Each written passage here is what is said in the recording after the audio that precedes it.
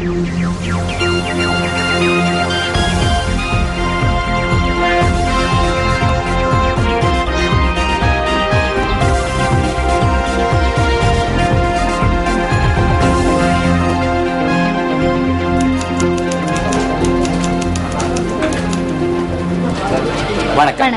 இது இலங்கையின் முதல் தர செய்தி வழங்குனர் நியூஸ் ஃபர்ஸ்டின் பிரதான செய்தி.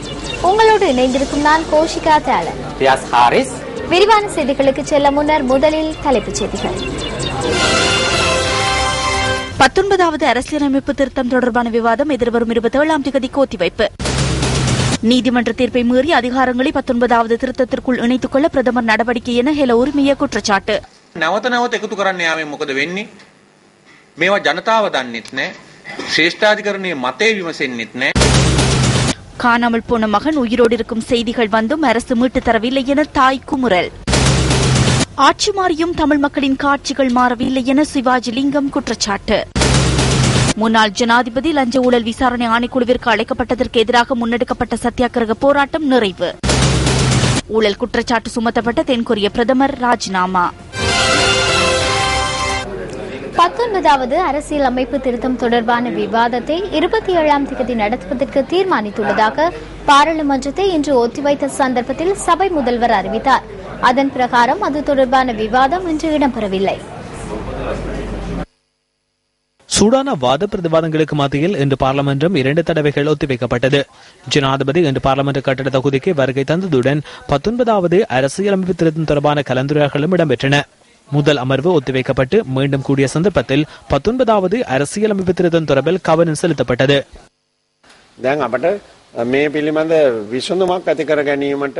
இது தொடர்பான தீர்மானம் ஒன்றை பெறுவதற்காக ஜனாதிபதி அழைக்கப்பட்டுள்ளார். அவரின் பாராளுமன்ற அலுவலகத்திற்கு சென்று கொண்டிருந்த சந்தர்ப்பத்திலேயே இந்த மணி ஒலித்தது. இன்னும் சில நிமிடங்களுக்கு பாராளுமன்றத்தை ஒத்திவைப்பது எனின் இந்த கலந்துரையாடலை முன்னெடுத்து இணக்கப்பாடொன்றை எட்டுவதற்கு எதிர்க்கட்சி தலைவர் தயாராக உள்ளார். இல்லையெனின் எமக்கு பாராளுமன்றத்திற்குள் இருக்க வேண்டிய நிலை ஏற்படும். அவ்வாறு எந்த ஒரு தீர்மானமும் இல்லை. உங்கள் முன்னிலையிலேயே நாம் தற்போது பேசினோம். லக்ஷ்மண் கிரி அல்ல, உங்கள் முன்னால் பேசினார். அதனால் எதையும் கூற வேண்டாம். நீங்கள் கூறியதாலேயே நாங்கள் ஜனாதிபதியை சந்திப்பதற்காக சென்ற வண்ணம் இருந்தோம். அந்த சந்தர்ப்பத்திலேயே மணி ஒலித்தது. எமக்கு மீண்டும் வரவேண்டிய நிலை ஏற்பட்டது. பொய்யான கருத்துக்களை கூறி குழப்பம் ஏற்படுத்த வேண்டாம். அதுவே எழுந்துள்ள பிரச்சனை.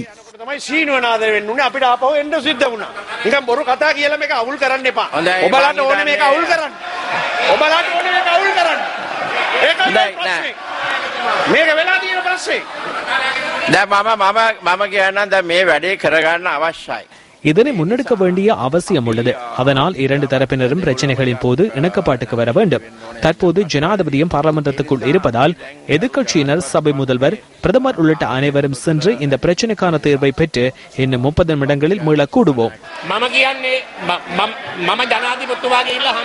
நான் தற்போது ஜனாதிபதியை சந்தித்தேன். இந்த சட்டமூலத்தை பாராளுமன்றத்தில் இன்று அவர் சமர்ப்பிப்பதாக கூறினார்.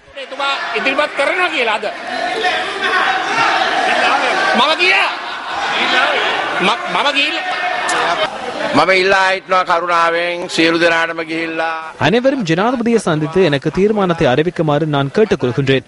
நாம் மீண்டும் 12:30க்கு மீள அமர்வுகளை ஆரம்பிப்போம். மீண்டும் பார்லமெண்டத்தை கூட்டிய சந்தர்ப்பத்தில் 19வது அரசியலமைப்பு திருத்தம் 27ஆம் தேதி விவாதிக்கப்படும் என சபை முதல்வர் அறிவித்தார். 27ஆம் தேதி திங்கட்கிழமை 9 மணிக்கு பாராளுமன்ற அமர்வு இடம்பெறும் நாளாக அமைய வேண்டும். அன்றைய தினம் அரசியலமைப்பு திருத்தம் விவாதிக்கப்பட வேண்டும். செவ்வாய்க்கிழமை மாலை வாக்கெடுப்பு இடம்பெற வேண்டும்.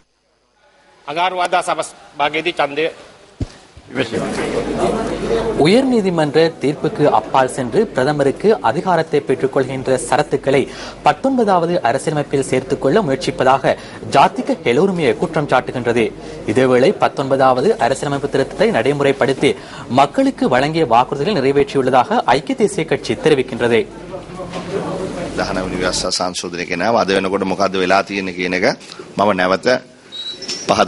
19வது அரசியலமைப்பு திருத்தம் கொண்டுவரப்பட்டுள்ளது. இன்றைய தினம் வரை என்ன நடந்துள்ளது என்பது குறித்து நான் மீண்டும் தெளிவூட்ட வேண்டிய தேவையில்லை. எமது 2வது உறுதிமொழியை எதிர்வரும் 28ஆம் தேதி நிறைவேற்றிக் கொள்ள நாம் எதிர்பார்க்கின்றோம். 28ஆம் தேதி இந்த முக்கியமான விடயம் நிறைவேற்றப்பட்டதன் பின்னர் வெகு விரைவில் தேர்தல் ஒன்றை நடாத்தி மக்களின் எண்ணங்களை பிரதிபலிக்கக்கூடிய அரசாங்கம் ஒன்றை ஸ்தாபிக்க உள்ளோம். ජනමතය විමසලා අලුත් රජයක් පිහිටවන්න. යටිකූට්ටු විදිහට අග්‍රාමාත්‍යවරයාට බලය පවරා ගැනීමට ගෙනාපු යෝජනා ටික. ඒ පිළිකාව ඉතා කදිම සැත්කමකින් மறைமுகமான முறையில் பிரதமருக்கு அதிகாரங்களை பெற்றுக்கொள்ளக்கூடிய வகையிலான பிரேரணை புற்றுநோயை உயர்நீதிமன்ற சத்திர சிகிச்சையினூடாக இல்லாமல் செய்யப்பட்டுள்ளதை போன்றுள்ளது. அராஜகமான முறையில் திருத்தங்களுடன் அந்த பிரேரணை முன்வைக்கப்படுகின்றது. உயர்நீதிமன்றத்தினால் கூறப்பட்ட விடயங்களை தவிர்த்து பிரதமருக்கு அதிகாரங்களை கிடைக்கச் செய்யும் வகையில் சரத்துகளை சேர்க்கும் நடவடிக்கைகளில் ஈடுபட வேண்டாம் என நாம் மிக தாழ்மையுடன் கேட்டுக்கொள்கிறோம். மீண்டும் மீண்டும் சரத்துகள் இணைக்கப்படுகின்றமை குறித்து மக்களும் அறிய மாட்டார்கள். உயர்நீதிமன்றத்தின் தீர்மானத்தையும் கேட்க மாட்டார்கள். நாம் 19வது அரசியலமைப்பு திருத்தத்தை மிகவும் சிறந்த முறையில் முன்வைத்துள்ள போதிலும் அது குறையுடனான குழந்தையாகவே உள்ளது. 20வது அரசியலமைப்பு திருத்தம் என்ற விதத்தில் தேர்தல் முறையில் மாற்றத்தை ஏற்படுத்த இந்த நாட்டு மக்கள் எதிர்பார்க்கின்றனர். ඒ පක්ෂ අවස්ථාවාදය පරාජය කළා සම්මුතියක් ඇති කරගන්න. මම හිතනවා මේකට ජනතාව ඡන්දය දීලා තියෙනවා. අපේ උත්සාහය දානවන සංශෝධනයේ විවර්ත කිරීමක් කියලා. 19வது அரசியலமைப்பு திருத்தத்தை இல்லாத செய்வதற்கு நாம் முயற்சிக்கவில்லை. மாற்றங்களை ஏற்படுத்தியுள்ளமை குறித்து நாம் இன்று காலையிலேயே அறிந்தோம். දැන් මේක අපිට ලැබුණේ முன்னாள் ஜனாதிபதி மஹிந்த ராஜபக்ஷ லஞ்ச ஊழல் விசாரணை ஆணைக்குழுவிற்கு அழைக்கப்பட்டுள்ளமைக்கு எதிர்ப்பு தெரிவித்து பாராளுமன்ற உறுப்பினர்கள் சிலர் மேற்கொண்ட எதிர்ப்பு நடவடிக்கை இன்று முடிவுக்கு கொண்டுவரப்பட்டது. தமது கோரிக்கைக்கு நியாயமான பிரதிபலன் கிடைத்துள்ளதாக எதிர்ப்பில் ஈடுபட்ட உறுப்பினர்கள் தெரிவித்துள்ளனர். பாராளுமன்றம் நேற்று கூடிய போது முன்னாள் ஜனாதிபதி மஹிந்த ராஜபக்ச லஞ்ச ஊழல் விசாரணை ஆணைக்குழுவுக்கு அழைக்கப்பட்ட விடயம் சூடுபிடித்தது. அதற்கு எதிர்ப்பு தெரிவிக்கும் வகையில் பாராளுமன்ற உறுப்பினர்கள் பலர் பாராளுமன்றத்தில் சத்தியாகிரகத்தில் ஈடுபட்டனர். அவர்கள் நேற்றிரவு முழுவதும் பாராளுமன்றத்தில் தங்கியிருந்தனர். இதுகுறித்து சபாநாயகர் நியாயமான பதிலொன்றை வழங்கும் வரை போராட்டத்தை தொடர்வதாக அவர்கள் குறிப்பிட்டனர். உங்களுக்கு மிகவும் சொகுசான ஆசனங்கள் ஒதுக்கப்பட்டுள்ளன. அவற்றில் அமர்ந்து கொள்ளுமாறு தயவாக கேட்டுக் கொள்கின்றேன். பாராளுமன்ற உறுப்பினர் ஒருவர் லஞ்ச ஊழல் விசாரணை ஆணைக்குழுவுக்கு அழைக்கப்படும் போது அது குறித்து தமக்கு அறிவிக்க வேண்டும் என சபாநாயகர் கூறினார். இலங்கையின் லஞ்ச ஊழல் விசாரணைகள் ஆணைக்குழுவின் சட்டத்தின் 17வது சரத்துக்கேற்ப விசாரணைகளின் போது உச்சமட்ட ரகசியம் பாதுகாப்பதுடன் பாராளுமன்ற உறுப்பினர் ஒருவர் தொடர்பிலான விசாரணைகளின் போது கடைபிடிக்க வேண்டிய விடயங்கள் உள்ளன. பாராளுமன்ற உறுப்பினர் ஒருவர் தொடர்பிலான விசாரணைகளை ஆரம்பிக்கும் பொழுது லஞ்ச ஊழல் விசாரணை ஆணைக்குழுவின் தலைவர் அது குறித்து என்னை தெளிவுபடுத்துவது சிறந்தது என்பதே எனது கருத்தாகும். அதேபோன்று வாக்குமூலம் பெற வேண்டி ஏற்பட்டால் அது சபை நடவடிக்கைகளுக்கு பாதிப்பு ஏற்படாத வகையில் தகுதியான இடமும் நேரமும் ஒதுக்கப்படுவது சிறந்தது என்பதே எனது கருத்தாகும். එවැනි පරීක්ෂණයකදී ප්‍රකාශයක් ගැනීමට අවශ්‍යතාවයක් පැන නැගුණහොත් එම ප්‍රකාශය ගැනීම පාර්ලිමේන්තු කටයුතු වලට බාධාවක් නොවන අයුරු ඒ සඳහා සුදුසු දිනයක් හා ස්ථානයක් යොදා ගැනීම උචිත බව මා තවදුරටත් අදහස් කරමි. ඒ සභාපතිතුමා දැනුවත් වෙලා නැහැ. முன்னாள் ஜனாதிபதியுடன் விசாரணைகளை மேற்கொள்வது தொடர்பிலான நடைமுறைகளை ஆணைக்குழுவின் தலைவர் அறிந்திருக்கவில்லை.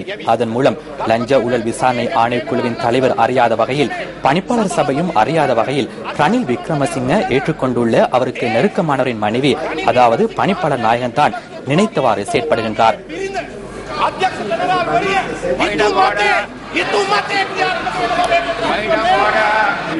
කතානකතුමයි අහන මොන පදනමින් කතා කරන්නේ සර්?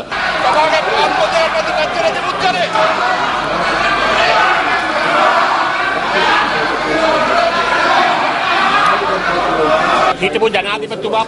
முன்னாள் ஜனாதிபதி ஒரு பாராளுமன்ற உறுப்பினர் அல்ல. எனவே அவருக்கு இந்த பாராளுமன்றத்தின் அரவணைப்பு வழங்க முடியாது. அவருக்கு பாராளுமன்ற வரப்பிரசாதங்கள் இல்லை. அமைச்சு பதவி ஒன்று வழங்கும் போது நிதி கொடுக்கல் வாங்கல் இடம்பெற்றிருந்தால் அது குறித்து விசாரிக்கும் உரிமை லஞ்ச ஊழல் விசாரணை ஆணைக்குழுவுக்கு உள்ளது. முன்னாள் ஜனாதிபதி மஹிந்த ராஜபக்சவின் ஆட்சி காலத்தில் நான் சுகாதார அமைச்சு பதவியொன்றை பெற்றுக் கொண்டமை லஞ்ச ஊழல் சட்டத்தின்படி தவறு என்று விசாரணை தொடர்பில் எனக்கு அனுப்பி வைக்கப்பட்டுள்ள கடிதத்தில் குறிப்பிடப்பட்டுள்ளது. அதில் நிதி தொடர்பில் எதுவும் குறிப்பிடவில்லை. லஞ்ச ஊழல் விசாரணை குழு இவ்வாறான ஒரு விசாரணைக்கு செல்வதற்கு யார் அழுத்தம் கொடுக்கின்றார் என்பது எனக்கு நன்கு தெரியும். அது ஒரு சுயாதீன ஆணைக்குழு. முன்னாள் ஜனாதிபதி நியமித்த அதிகாரிகள் அதில் உள்ளனர். அது தொடர்பில் நீங்கள் சரியான ஒரு தீர்மானத்தை கூறியிருக்கின்றீர்கள். அதன்படி நாம் செயற்படுகின்றோம். கௌரவ சபாநாயகரே, இது ஒரு மிக மோசமான முன் உதாரணமாகும். அமைச்சு பதவியை வழங்கியமை ஒரு லஞ்சம் என எமது நாட்டில் ஒருபோதும் தருக்கம் இடம்பெறவில்லை. යෝජනාවක් ඉදිරිපත් කරනවා. நாம் இன்று உங்களுக்கு யோசனை ஒன்றை முன்வைக்கின்றோம். பாராளுமன்றம் மூலம் சம்பளம் பெறும் லஞ்ச ஊழல் விசாரணை ஆணைக்குழுவின் பணிப்பாளர் நாயகம் தில்ருக்ஷி டைஸ் விக்ரமசிங்க 1994ஆம் ஆண்டு 19ஆம் இலக்க லஞ்ச ஊழல் விசாரணை சட்டத்தின் சரத்துக்கள் மற்றும் அரசியலமைப்பின் சரத்துக்களை மீறும் வகையில் செயற்பட்டுள்ளார் என்பது எமது பாராளுமன்ற உறுப்பினர்களின் நம்பிக்கையாகும். பிரதமர் தான் நெருங்கியவர்களுக்கு சில நியமனங்களை வழங்கியுள்ளார். நாணய தாள்களை அச்சிடும் இலங்கை மத்திய வங்கியின் ஆளுநராக சிங்கப்பூரை சேர்ந்த ஒருவர் நியமிக்கப்பட்டுள்ளார். அவர் பிரதமருக்கு நெருங்கிய ஒருவர். லஞ்ச ஊழல் விசாரணை ஆணைக்குழுவின் பணிப்பாளர் நாயகம் தொடர்பில் 113 பாராளுமன்ற உறுப்பினர்களின் கையொப்பத்துடன் நாம் ஆவணம் ஒன்றை கையளித்துள்ளோம். දේශපාලන වශයෙන් හසුරුවාලිය හැකි ගරු අග්‍රාමාත්‍යතුමාගේ අපි ගරු කරන එතුමාගේ පුද්ගලික හිතවත්කම් මත කරනු ලැබූ මෙවැනි පත්වීම් තියෙනවා. එතෙන්දී ශ්‍රී ලංකා මහා බැංකුවේ අධිපතිවරයා අද සිංගප්පූරු ජාතිකයෙක් ගෙනහල්ලා මේ මුදල් කොලේ අච්චු ගහන ස්ථානයට පත් කළෙත් එතුමාගේ පුද්ගලික හිතවත්කම මත. අධ්‍යක්ෂක ජෙනරාල්තුමිය පිළිබඳව 113 දෙනෙක් ගරු මන්ත්‍රීවරුන්ගේ අස්සන් සහිතව අද දිනේ යෝජනාවක් ඉදිරිපත් කරනවා මේ පිළිබඳ මේ සම්මත කර ගැනීම සඳහා අවශ්‍ය අනුබලය හා අනුග්‍රහය ලබා දෙන ලෙස ඉල්ලා සිටිනවා. මේ බය වෙලානේ කෑ ගහන්නේ දැන් මෙතන බන්දුල ගුණවර්ධන මන්තුමා කියන්නේ අපි පාර්ලිමේන්තුව ඉඩ දෙන්නේ නැහැ කිසිම දූෂණයක් ගැන විභාග කරන්න. අපි බලේ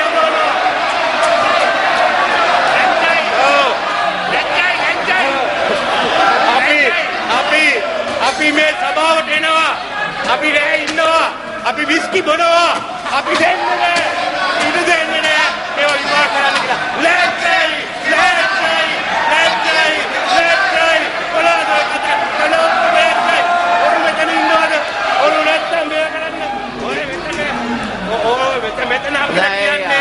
මේ පාර්ලිමේන්තුව යොදවන්න එපා හොරුන් ආරක්ෂා කරන්න.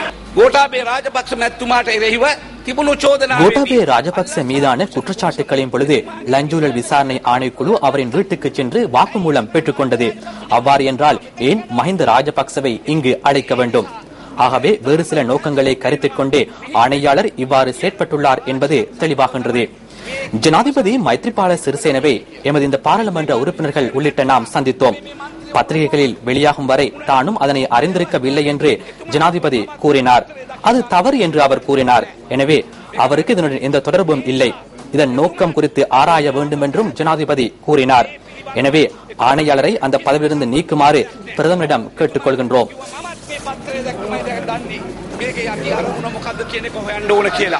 අපේ මේ ගරු සභාවේ මෙම මතය ගරු අගමැතිතුමා සැලකිල්ලට අරගෙන එතුමිය මේ දුරෙන් ඉවත් කරන්න කියලා අපි ඉල්ලා සිටිනවා.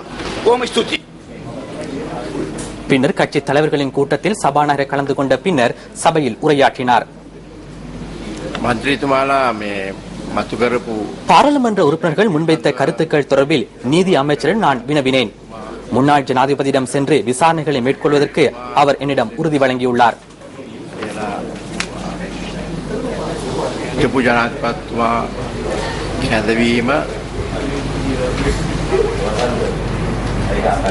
முன்னாள் ஜனாதிபதி மஹிந்த ராஜபக்ஷ லஞ்ச ஊழல் ஆணைக்குழுவிற்கு அழைக்கப்பட்டமைக்கு எதிர்ப்பு தெரிவித்து பாராளுமன்றத்துக்கு முன்பாக உள்ள வீதியில் இன்று எதிர்ப்பு நடவடிக்கை முன்னெடுக்கப்பட்டது. பாராளுமன்ற சுற்றுவட்டத்திற்கு முன்னால் இந்த எதிர்ப்பு நடவடிக்கை ஆரம்பமானது. அங்கிருந்து எதிர்ப்பில் ஈடுபட்டவர்கள் வீதியை முற்றாக மறித்து பாராளுமன்றத்தை நோக்கி சென்றனர்.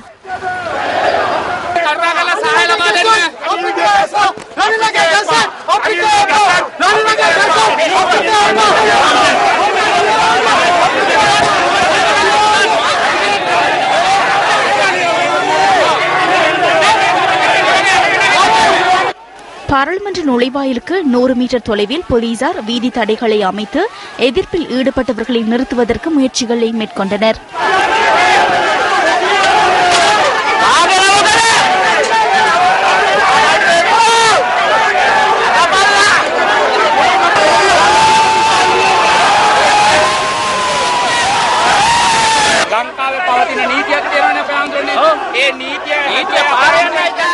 පාරේ යන්න උද්ඝෝෂණ කරන්න අයිතියක් තියෙනවා. නමුත් අධ්‍යාරක්ෂිත කලාප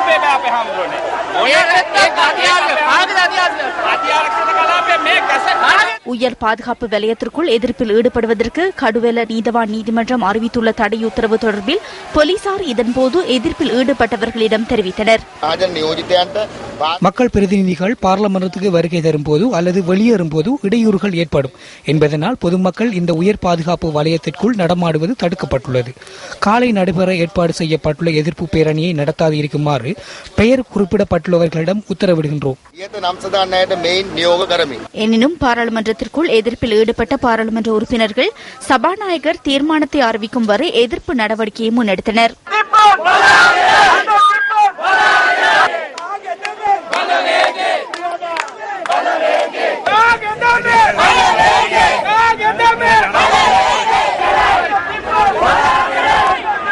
இதேவேளை பாராளுமன்ற உறுப்பினர்கள் ஆர்ப்பாட்ட இடத்திற்கு வருகை தந்து எதிர்ப்பில் ஈடுபட்டவர்களிடம் சபாநாயகரின் தீர்மானத்தை அறிவித்தனர்.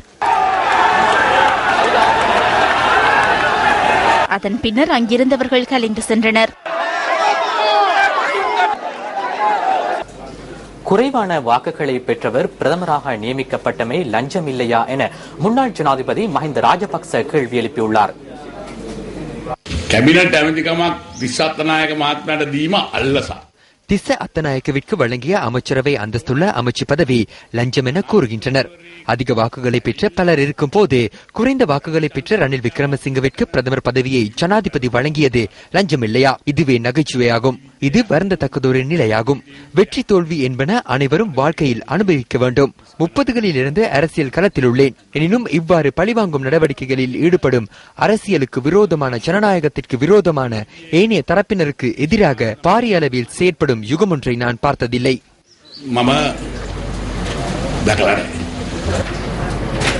மிக முக்கியமான அரசியல் அமைப்பு சீர்திருத்தத்தை சீர்குலைக்க கூட்டமைப்பின் சில உறுப்பினர்கள் முயற்சிப்பதாக அரசாங்கம் குற்றம் சாட்டுகின்றது.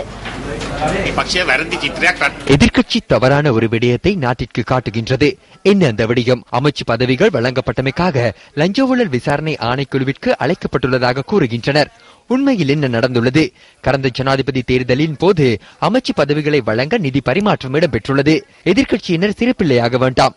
19வது அரசியலமைப்பு திருத்தத்தை இல்லாது செய்யும் நடவடிக்கையே நேற்றிலிருந்து ஆரம்பிக்கப்பட்டுள்ளது.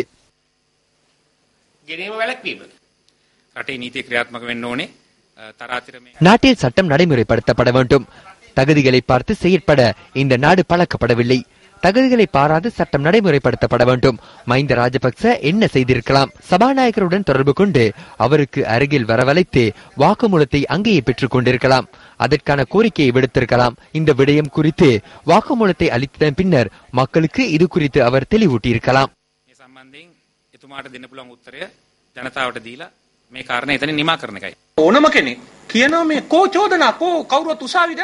குற்றம் சாட்டப்பட்டவர்கள் மற்றும் குற்றவாளிகள் சட்டத்திற்கு முன் கொண்டு வரப்பட்டனரா என அனைவரும் கேட்கின்றனர். எனினும் விசாரணைகளுக்கு செல்லுமாறு அழைப்பு விடுக்கப்பட்டால் அதற்கு இவர்கள் செல்வதில்லை. தமது அதிகாரங்களை பயன்படுத்துகின்றனர். பாராளுமன்ற அதிகாரங்களை பயன்படுத்துகின்றனர். தான் செய்தவற்றை கூற யாரும் பின்வாங்க வேண்டிய அவசியம் கிடையாது. அதற்காக ஆர்ப்பாட்டங்களை நடத்த வேண்டியதில்லை. மஹிந்த ராஜபக்ஷ என்பவர் கடவுள் அல்ல. அரசியலமைப்பு திருத்த சட்டமூலத்தை நிறைவேற்றும் நடவடிக்கைகளை சீர்குலைக்கவே இவ்வாறான செயற்பாடுகளில் ஈடுபடுகின்றனர். ஊழலில் ஈடுபட்ட அரசியல்வாதிகளுக்கு உரிய பதிலை வழங்குவதற்கு அடுத்த தேர்தலில் பொதுமக்கள் சிறந்த நடவடிக்கை ஒன்றை எடுக்க வேண்டும் என கலாநிதி மஹிம் மெண்டிஸ் தெரிவிக்கின்றார்.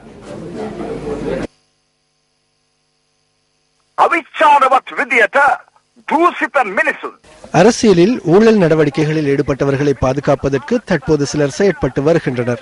இவ்வாறு செயற்படுகின்றவர்களிடமிருந்து நாட்டினை பாதுகாக்க வேண்டும் என்பதை மக்கள் புரிந்து கொள்ள வேண்டும். ஊழல் நடவடிக்கைகளில் ஈடுபட்டவர்களை பாதுகாப்பதற்கு இவ்வாறு முற்படுவார்கள் எனின் அது சமூகத்திற்கு இழிவாகும். இது தொடர்பில் பொதுமக்கள் கூர்மையாக அவதானித்து வருகின்றனர். பொது தேர்தலின் போது இவர்களுக்கான தண்டனையை வழங்குவதற்கும் இந்த நாட்டு மக்கள் மற்றும் இளம் சமூகத்தினர் காத்திருக்கின்றனர். நிதி அமைச்சருக்கு எதிராக நம்பிக்கையில்லா பிரேரணை ஒன்றை கொண்டு வருவதாக பாராளுமன்ற உறுப்பினர் பந்துல குணவர்தன தெரிவிக்கின்றார். இன்று நடைபெற்ற ஊடக சந்திப்பின் போதே அவர் இதனை கூறினார்.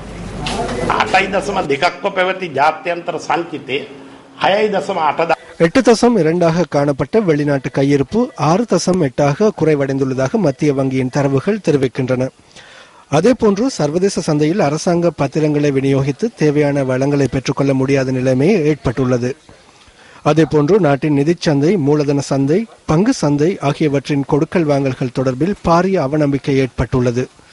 ஆகவே நிதி அமைச்சர் தமது பொறுப்புகளை உரிய முறையில் நிறைவேற்றாமையினால் அவருக்கு எதிராக நம்பிக்கையில்லா பிரேரணை ஒன்றை முன்வைக்க உள்ளோம். அதற்காக கையொப்பங்களை பெற்றுக்கொண்டு அதன் பின்னர் பாராளுமன்றத்தில் சமர்ப்பிக்க உள்ளோம். இந்த நாட்டின் பொருளாதாரம் முழுமையாக வீழ்ச்சி அடைந்துள்ளது. பந்துல குணவர்தன தெரிவிக்கின்றவாறு தனக்கு எதிரான நம்பிக்கையில்லா பிரேரணையை துரிதப்படுத்துமாறு அமைச்சர் ரவி கருணாநாயக்க வலியுறுத்துகின்றார். பாராளுமன்றத்தில் பந்துல குணவர்தனவின் வெற்றி அளிக்காத முயற்சியின் காரணமாக அமைச்சர்கள் மீது நம்பிக்கையில்லா பிரேரணை கொண்டுவர எத்தனிப்பதாக தெரிய வந்துள்ளது. நிதி அமைச்சு தொடர்பில் எனக்கு எதிராகவும் அதனை கொண்டு வருகின்றனர். அதற்கு மதிப்பளிக்கும் அதேவேளை கூடிய விரைவில் கொண்டு வருமாறு கூறுகின்றேன். எமது உதவியுடன் கூட மஹிந்த ராஜபக்சவின் ஊழல் மிகுந்த அரசாங்கத்தின் 12 வருட கால ஆட்சியில் வழங்க முடியாதவற்றை நாம் 28 நாட்களில், குறிப்பாக ஜனவரி மாதம் 29ஆம் தேதி வழங்கினோம். இதனையிட்டு பொறாமையுடன் இருக்கின்றவர்கள் எண்ணுவது போன்று லஞ்ச ஊழல் விசாரணை ஆணைக்குழுவிற்கு மஹிந்த ராஜபக்சவை அழைக்க முடியாதென துடிக்கின்றவர்களுக்கு நான் ஒன்றை கூற விரும்புகின்றேன். தூய்மையான ஆட்சியின் கீழ் இவர்கள் நம்மை பற்றி கூறுகின்றவற்றை மகிழ்ச்சியுடன் வரவேற்கின்றோம். ஊழல் ஒழிக்கப்பட்டுள்ளதன் காரணமாக இன்று வாழ்க்கை செலவு குறைவடைந்துள்ளது. இதுநாள் வரை ஆட்சியில் இருந்து கொண்டு 76 பேரை கொண்ட அமைச்சரவையுடன் பணவீக்கத்தை 0.1 குறைப்பதற்கு முடிந்துள்ளதா என கேட்கின்றேன். முன்னாள் அமைச்சர் பேசில் ராஜபக்ஷ இன்று முற்பகல் நாட்டிற்கு வருகை தந்தார்.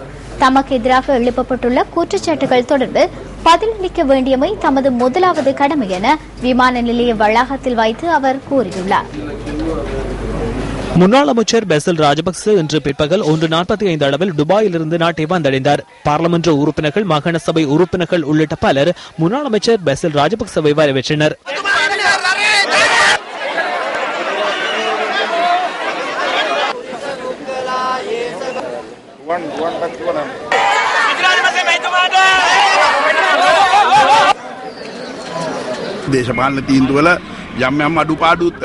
அரசியல் தீர்மானங்களில் சில குறைகள் ஏற்படக்கூடும்.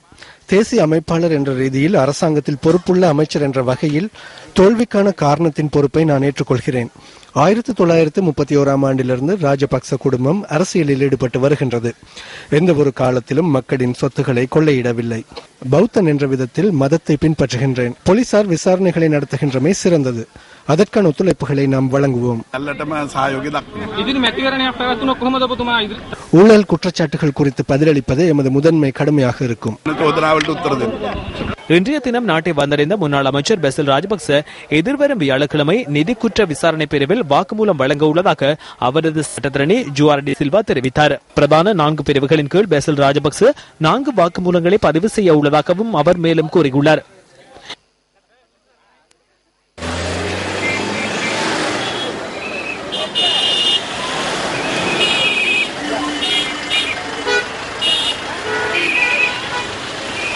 இதேவேளை முன்னாள் அமைச்சர் பேசில் ராஜபக்ச இன்று விமான நிலையத்தை வந்தடைந்த சந்தர்ப்பத்தில் விமான நிலையத்தை அண்மித்த பகுதிகளில் பஸ்கள் இவ்வாறு நிறுத்தி வைக்கப்பட்டிருந்தன.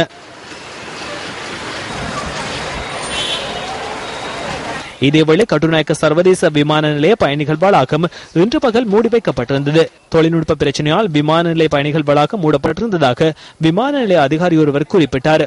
விமான நிலைய பயணிகள் வளாகம் இன்று பிற்பகல் மீண்டும் திறந்துவிடப்பட்டது. தென்கொரிய பிரதமர் லீ வே-கு தமது ராஜினாமா கடிதத்தை கையளித்துள்ளார். தென்கொரியாவில் ஊழலில் ஈடுபட்டதாக பிரதமர் மீது குற்றச்சாட்டு முன்வைக்கப்பட்டதை அடுத்து அவர் தமது ராஜினாமா கடிதத்தை சமர்ப்பித்துள்ளார். இது தொடர்பிலான விரிவான தகவல்களை டுநைட் செய்தியில் எதிர்பாருங்கள். காணாமல் போனோர் என்ற ஒற்றைச் சொல்லில் அடங்குவர் கைது செய்யப்பட்டவர்கள், கடத்தப்பட்டவர்கள், சரணடைந்தவர்கள், நிலை தெரியாதவர்கள். அரசை நம்பி ராணுவத்திடம் சரணடைந்தவர்களின் தற்போதைய நிலை என்ன?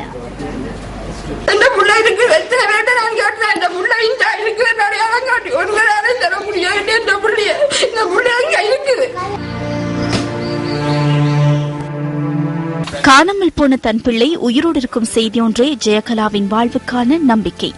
யாழ்ப்பாணம் கல்வியங்காட்டைச் சேர்ந்தவன் சுதன். கடந்த 2006ஆம் ஆண்டு அக்டோபர் மாதம் 25ஆம் தேதி அன்று கடைக்கு சென்று கொண்டிருந்த சுதன் யாழ்ப்பாணம் நல்லூர் அரசடியில் வைத்து இராணுவத்தினரால் விசாரணைக்காக தடுக்கப்பட்டான். பின்னர் சுதன் குறித்து இதுவரை எவ்வித தகவலும் இல்லை. கடத்தல், காணாமல் போதல் தொடர்பாக விசாரணை நடத்தும் ஜனாதிபதி ஆணைக்குழு பூசா தடுப்பு முகாமுக்கு சென்று அங்கு தடுத்து வைக்கப்பட்டுள்ளவர்களுடன் உரையாடிய போது பிடிக்கப்பட்ட புகைப்படத்தில் காணாமல் போன சுதன் எட்டி பார்த்துக் கொண்டிருக்கும் செய்தி 2007 ஆண்டு செப்டம்பர் மாதம் 8ஆம் தேதி அன்று பத்திரிகைகளில் வெளியாகின. பூசா முகாம் முதல் அனைத்து முகாம்களுக்கும் சென்று தனது பிள்ளை இருக்கின்றானா என்று தேடிக்கொண்டிருக்கும் ஜெயகலா ஏமாற்றத்துடன் திரும்புகிறாள். காணாமல் போக செய்யப்பட்ட தன் பிள்ளை உயிரோடு இருக்கும் பத்திரிகை செய்தியை சாட்சியமாக வைத்து முறையிட வேண்டிய அனைத்து இடங்களிலும் முறையிட்டு நீதிக்காக போராடுகிறார் ஜெயகலா. இந்த அரசாங்கத்திடம் நாங்கள் கெஞ்சி கேட்கிறோம், எங்களுக்கு எதுவுமே வேண்டாம், எங்களை பிள்ளை எங்களிடம் தரும்படி கேட்டுக்கொள்கிறோம். கெஞ்சி இந்த அம்மா மேல கண்ணீரை துடைப்பதற்கு இந்த அரசாங்கம் ஒரு முன்வர வேண்டும். என்ற பிள்ளை எந்த இடமெல்லாம் 8 வருஷம் ஆச்சு தேடிக்கொண்டே இருக்கணும். என்ற பிள்ளை மட்டும் பிள்ளையும் மட்டும் இருக்குது, குழந்தை குடிபடைக்க வைத்திரு அந்த பிள்ளை. இப்போ அப்பா அங்கேன்னு கேட்டபடி நேற்று வந்து கூடி அப்பா டெலிவரி நம்பரை தாங்க அப்பா என்ன கேக்குது, என்னால் என்ன சொல்ல முடியும்? தருவீங்கள் என்ற புள்ளிய பல இடங்களில் ராணுவத்தினர் கொண்டு சென்றனர். எனது மகனை இதை நாங்கள் கண்ணூடாக பார்த்திருக்கின்றோம். கொழும்பில் இருந்து வந்தவங்களை பல தடவை விசாரித்து எங்கள்கிட்ட கையெழுத்து வேண்டி எங்கள் மகன் தங்களிடம் இருப்பதாக மரமுகமாக கூறிவிட்டு போயும் அரசாங்கம் இதில் அரசியல் மாறியும் எங்கள் பிள்ளைகளை இதுவரைக்கும் விடுதலை செய்வதற்கோ விடுவிக்கிறதுக்கோ அவர்களால் முடியாமல் இருக்கின்றது. மக்களால் தேர்ந்தெடுக்கப்பட்ட ஒரு ஜனநாயக அரசு தனது பிள்ளைகளை தடுத்து வைத்து ரசிப்பது உலகெங்கிலும் அரசு நிறுவனத்தின் மீதான நம்பிக்கையை கேள்விக்குள்ளாக்கியுள்ளது. ஆட்சி மாறிய போதும் தமிழ் மக்களின் பிரச்சினைகள் தொடர்பாக மாற்றங்கள் எதுவும் ஏற்படவில்லை என வடமாகாண உறுப்பினர் MK சிவாஜிலிங்கம் தெரிவித்துள்ளார். யாழ்ப்பாணத்தில் இடம்பெற்ற ஊடக சந்திப்பின் பொழுது அவர் இதனை குறிப்பிட்டுள்ளார். கடைசி போரிலே சரணடைந்தவர்களும் காணாமல் போனவர்களுடைய விவரத்துக்கு அரசாங்கம் ஒரு திட்டவட்டமான பதிலை சொல்ல வேண்டும். இதைவிட நாங்கள் சொல்வது அந்த 300 பேர் என்பது இதுவரை இருக்கக்கூடிய சிறைச்சாலைகளிலே இருக்கக்கூடிய எண்ணிக்கையை தான் நாங்கள் சொல்கிறோம். மற்றவர்கள் ரகசிய தடுப்பு முகாம்கள் இருக்கிறார்களா, எந்த முகாம்கள் இருக்கிறார்கள், இல்லாமல் செய்யப்பட்டு விட்டார்களா இல்லையா என்ற கேள்விக்கு அரசாங்கம் தான் சொல்ல வேண்டும். இனப்பிரச்சனை தீர்வு பொலிட்டிக்கல் சொல்யூஷன் என்பதை சர்வதேச மத்தியஸ்தம் ஐநா இதிலே தலையிட வேண்டும் என்பதை அழுத்தம் திருத்தமாக வைப்பதும், எங்களுக்கு அக்கவுண்டபிலிட்டி பொறுப்பு கூறல் நீதி கிடைக்க வேண்டும். இந்த நடைபெற்ற படுகொலைகளுக்கு 1 லட்சத்துக்கு மேற்பட்ட மக்கள் கொல்லப்பட்டதற்கு எங்களுக்கு சர்வதேச நீதி தேவை. சுயாதீனமான சர்வதேச விசாரணை என்பதிலே நாங்கள் உறுதியாக இருக்க வேண்டும். வருகின்ற செப்டம்பர் மாதம் உள்நாட்டு விசாரணை வெளிநாட்டு கண்காணிப்புடன் வந்தவுடன் எல்லாம் முடிந்து விட்டது என்று நாங்கள் தலையிலே கை வைத்துக் கொண்டு குந்தியிருக்க முடியாது.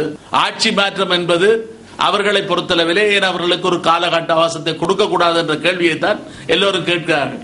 ஆனால் நாங்கள் அவர்களுக்கு சொல்லியிருக்கோம், ஆட்சி மாற்றத்தினாலும் ஒரு சில காட்சிகள் அவர்களுக்கு தேவையான ஒரு சில காட்சிகள் மாறி இருக்கிறது ஒழிய தமிழ் மக்களை பொறுத்தளவிலே தமிழ் மக்களுடைய பிரச்சனை சம்பந்தமான காட்சிகள் எதுவும் மாறவில்லை என்பதை ஆணித்தரமாக நாங்கள் கூறியிருக்கின்றோம். 62 லட்சம் வாக்கிலே 22 லட்சம் வாக்குகள் தமிழ் மக்களுடையதும் ஏறக்குறைய முஸ்லிம் மக்களுடையதும் மலைய தமிழ் மக்களுடையதும் வாக்குகளை பெற்றுத்தான் அவர் வந்தார்.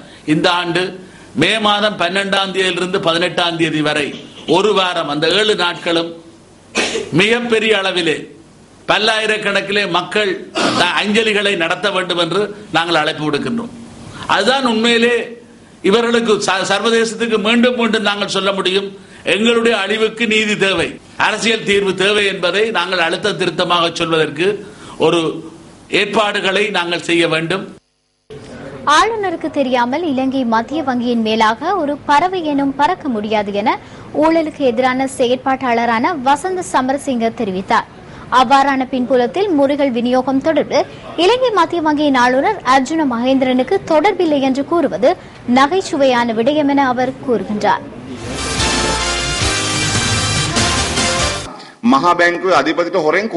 ஆளுநருக்கு தெரியாமல் திருட்டுத்தனமாக பறவை எனும் மத்திய வங்கியின் மேல் பறக்க முடியாது. அதுவே உண்மை, அதுவே நடக்க வேண்டும். முன்னாள் ஆளுநர் அஜித் நிவாட் கப்ரால் மற்றும் அர்ஜுன் மகேந்திரன் போன்றோரை போன்று எமது நாட்டின் முன்னாள் மத்திய வங்கி ஆளுநர்கள் மத்திய வங்கிக்கு பாரிய பாதிப்புகளை மேற்கொள்ளவில்லை. இந்த நாட்டின் நிதி சந்தைக்கு இவ்வாறு பாதிப்பை ஏற்படுத்தியதில்லை. இந்த நாட்டின் மத்திய வங்கி ஆளுநர் பதவியை அரசியல் மயமாக்குவதற்கு மஹிந்த ராஜபக்ச அரசாங்கம் செயற்பட்டதன் பிரதிபலனாகவே கப்ரால் ஆளுநராக நியமிக்கப்பட்டார். அதிலிருந்து இலங்கை மத்திய வங்கி அரசியல் மயமாக்கப்பட்டது. அதன் பிரதிபலனாகவே சிங்கப்பூரை சேர்ந்த அர்ஜுன் மகேந்திரன் ஆளுநராக நியமிக்கப்பட்டார். சிங்கப்பூர் ஜாதிக்கு அர்ஜுன் மகேந்திரன் மஹாத்மா மகாபெங்கு அதிபதி. நிதி சட்டத்தின் 19(1) சரத்திற்கு அமைய மத்திய வங்கியின் ஆளுநருக்கு அதன் பிரதம நிறைவேற்று அதிகாரிக்கான அதிகாரங்கள் தொடர்பில் தெரிவிக்கப்பட்டுள்ளது. நிதிச்சபை அனுமதித்துள்ள கொள்கை நடவடிக்கைகள் நடைமுறைப்படுத்துதல், மத்திய வங்கியின் செயற்பாடுகள், உள்ளக முகாமைத்துவ நிர்வாகம் மற்றும் கண்காணிப்பு ஆளுநரிடம் காணப்படுகின்றது என 1A பிரிவில் குறிப்பிடப்பட்டுள்ளது. நிதிச்சபையின் கூட்டத்திற்கான நிகழ்ச்சி நிரலை தயாரித்தல், சட்டத்தின் கொள்கைகள், விதிமுறைகளை நடைமுறைப்படுத்துவதற்கு தேவையான கொள்கைகள் மற்றும் நடவடிக்கைகளை நிதி சபையிடம் முன்வைத்தல் ஆகியன 1B பிரிவில் காணப்படுகின்றது. நிதி சபையினால் தமக்கு ஒப்படைக்கப்படும் அதிகாரங்கள் மற்றும் விடயங்களை நிறைவேற்றுதல் தொடர்பில் 1C பிரிவில் குறிப்பிடப்பட்டுள்ளது.